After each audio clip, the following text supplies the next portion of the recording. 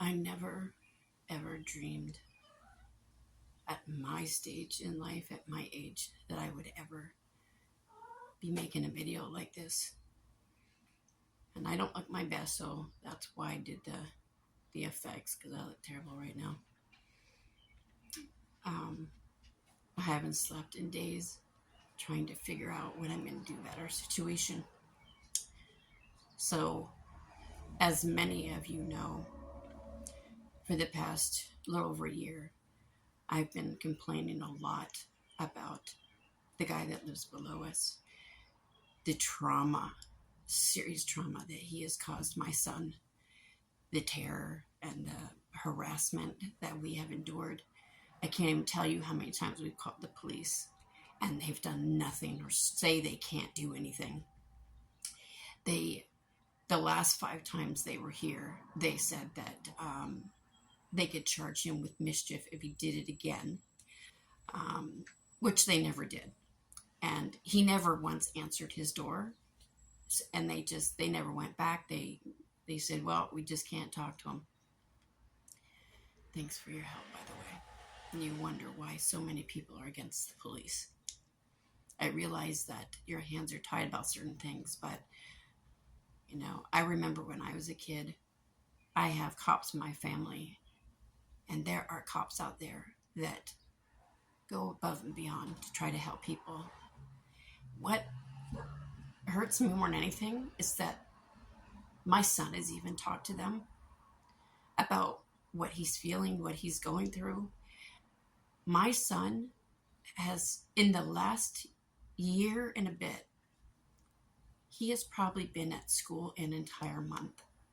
That is how much school he has missed because he has been so traumatized.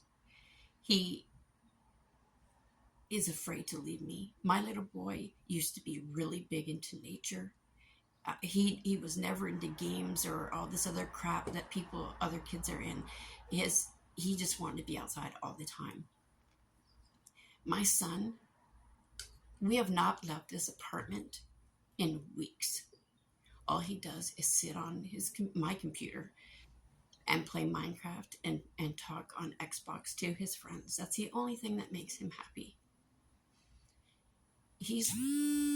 I got him into Boy Scouts, but there was only a couple weeks left.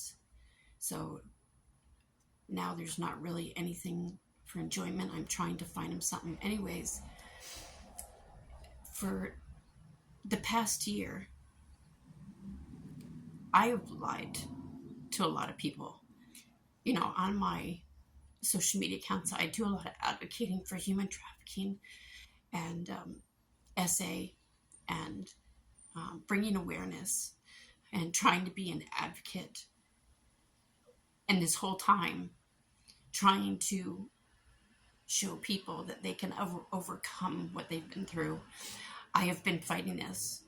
I lost the best job I have ever had in my life, a job that I fought like hell for, as a crisis support worker through a contract with Callian Health, where I worked at the Ontario Provincial Police Communication Center. I lost my job 2 days before Christmas because, with permission, I had to leave work on 2 separate occasions at 4 o'clock in the morning to run home to my son, who was being terrorized by this neighbor, who called me on the line that is recorded, screaming and crying. They heard all this, and they did not care. They still fired me. So I lost my $33 an hour plus all my benefits, all the psychotherapy and everything that we were about to take, medical, dental, everything. The job of our dreams that was finally going to give us a better life. I have gotten so far behind in rent that there's no way I can get caught up now. I have been going to court since it started last March. My first court date, I think, was last December. And even with all the documentation and evidence, it didn't matter. They voted for us to be out. So as of next week, June 26th, my son and my animals are going to be homeless. I refuse to give up my animals. My dog is my support dog for my PTSD. And our 3 cats, we've had them their whole lives. Those are my son's best friends. Like, he hasn't been traumatized enough, and now I'm supposed to tell me he has to give up his best friends. And shelters won't take animals. So I really don't know what we're going to do. I can't afford a hotel.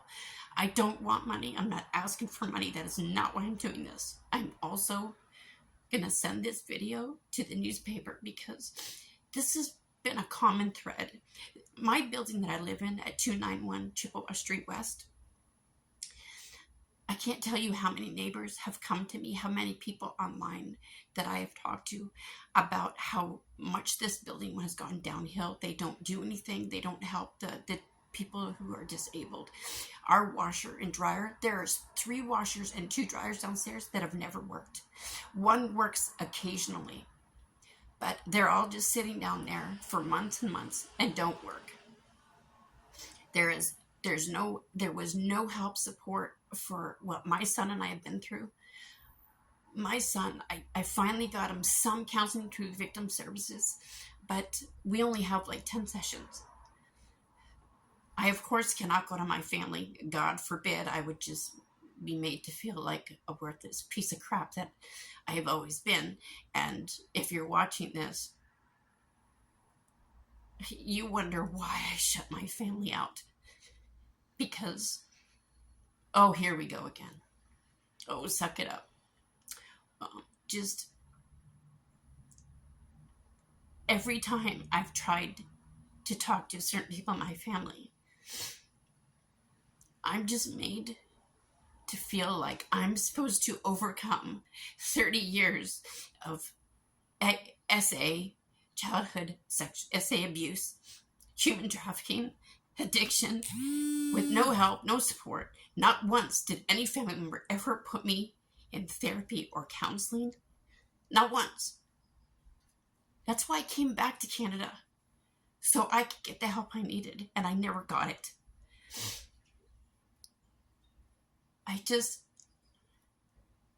There are so many people in this position that shouldn't have to be. We have hands, One Kid's Place, community counseling. We've been through every service, and they've done nothing. His teacher even called Children's Aid Society on us. We've been with them for months.